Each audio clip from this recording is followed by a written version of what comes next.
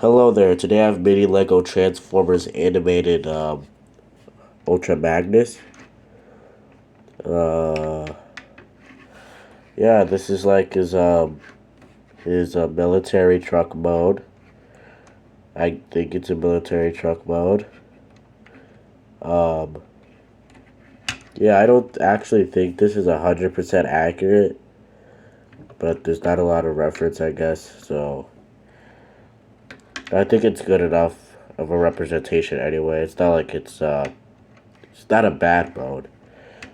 I kind of just borrowed the actual toy transformation for the legs. I guess. I don't know. I don't know how the actual toy transforms, but I know he has a turret. This is the part I'm kind of iffy about. I don't know if the turret is deployed like this because on the toy, you could actually fold it onto the back, which you could actually do here. You just rotate it out on this pin joint to have enough clearance to fold it down.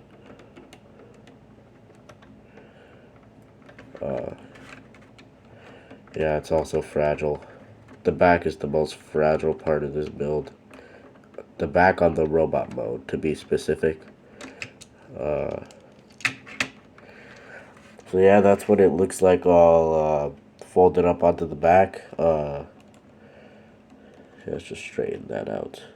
There we go. I think it looks good. It fills out the gaps on the side. It doesn't look uh, bad, at least to me. And yeah, that's just a feature. And you could also just have uh, the cannons deployed. You know, they go like up and down, all the way back like that. And it's on one stud connection, so you can move to the side that far. Same thing on the other side. Not too far, but I think good enough to the point that it looks good. And you might have also noticed I use these pin joints or the T joints for the pin connection. It's just because I didn't have a piece without this rod sticking out. And it doesn't really bother me since I could. It's kind of like a piece that kind of like stops it from going down any further. Like it like stops it right there, which is pretty cool. But yeah, let's go to the comparisons now.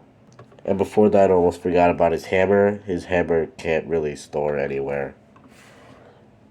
And if it did, it would be way too long sticking out because it's literally the same size as the vehicle.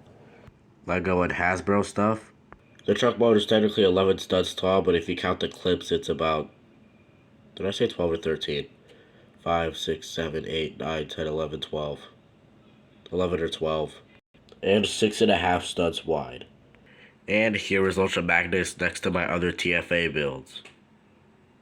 I also forgot to mention its height, which is about 4.5 studs tall. Alright, now that that's out of the way, let's get to the transformation, which is actually fairly simple. And it's actually a pretty stable figure, except for, like I said, the back of the robot mode. So you fold the legs down like that, then you stand it up, slide this down on a pin and, not a pin, a bar and clip joint. Like there, it kind of acts as a heel spur, and it folds in like so. It's not the perfect, or I mean the most accurate representation of the wheels on the back of his legs, but it's a good enough representation and it cleans up his legs pretty well. Then let me just take the camera up. Now we just split this entire section in half like so. And you can already see the robot mode coming together. Yeah, I actually didn't mean to take this off, but I'm going to leave it off since it's easier. Because of how fragile this entire back section is, like I've mentioned a few times before. And it's just easier to grasp it like this so it doesn't fall off. So you're going to swivel it down like that. And then swivel this piece up, then this piece down. And then swivel this as far back as possible. Maybe a little bit forward. You'll see why in a second. And then swivel the arm. And then back down, swivel around, and then over the front of his shoulder. And it's usually like this in vehicle mode, but with the extra swivel piece, you just swivel it like that, and that puts the car, or the canopy, I guess it's the canopy, it just puts the windshield section on his shoulders. And it's the same exact thing on the other side. And here we have Ultra Magnus in his robot mode, and I'm really proud of this build, and this is why. The transformation is smooth. It's not complex. It doesn't fall apart a lot, except the back, yada yada yada. But you know, this scale, I couldn't really get the wheels to fold up and around back down here. But for the scale, I think it's good enough. Plus, his arms need to do something in the transformation instead of just hide and then fold out. Because in the actual figure, his arms just kind of hide. So yeah, I want like the limbs to actually like do something in the transformation, if you know what I mean. But yeah, it turns out that's a pretty good figure. I don't think I did the best job for his chest, just with all the details I had to put on the small chest. It's obviously the on my elite card symbol, and that is like stomach area, but it kind of looks like his chest. The detail kind of gets lost, but I think it's good enough either way. The cannons end up where they're supposed to be, and yeah, I don't really have any comments about that. It ends up where it's supposed to be. So yeah, it's a pretty accurate. Oh yeah, there's also I also didn't use the stud piece for like to represent the mohawk crest thing on his head, because I needed a tile for clearance and transformation for the vehicle mode. So that's just the way it had to be. For gimmicks, he can swivel. Well, yeah, he can swivel the cannon around or the turret thing, swivel up, and it can turn into over the shoulder cannons, like you just saw. I don't know if it actually does this in the show, but it does it on the toy. And once again, this is an accidental feature, but it still works out pretty well. I think it looks really good on him. I don't think the cannon just works like really well, and especially since the cannon was like the last thing I built on this.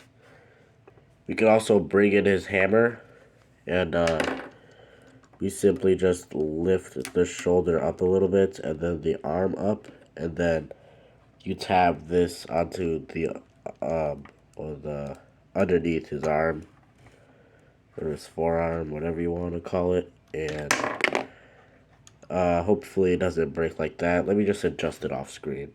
And here he is holding the hammer, so yes, he can hold his own hammer. And there's also a clip down here. I'll show you why. If you move that clip up here onto the same black bar as the one for Ultra Magnus, Optimus can hold it, but it looks a bit too large. And by a bit, I mean very large. Now the gimmicks are out of the way, let's look at the articulation. Head does a full swivel, ball joint, and a transformation hinge at the shoulder. He's got the elbow bend forward and back, and he's got a full swivel at the bicep, I think it is. He's also got a full unhindered swivel at his waist. And he has I'm just going to call these the Travis brick legs, because they're connected to a Travis brick, and they're usually the most articulated ones. There's a universal joint at the hip, an almost 90-degree bend, and that's really it. He's a pretty posable guy, but, you know, he's really big, so he can't really stand too well. So, yeah. Oh, he's actually standing.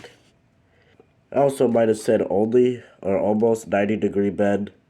I mean over 90. I don't know what I said. Let's just move on. Here he is with this stuff. He's about 9.5 studs tall. And here's Ultra Magnus with the rest of my animated builds. And he may seem a little too tall, but in some scenes he's taller than Optimus, and some scenes he's the same height as Sentinel Prime, and other scenes, well, he's like the same height as Starscream while crouching.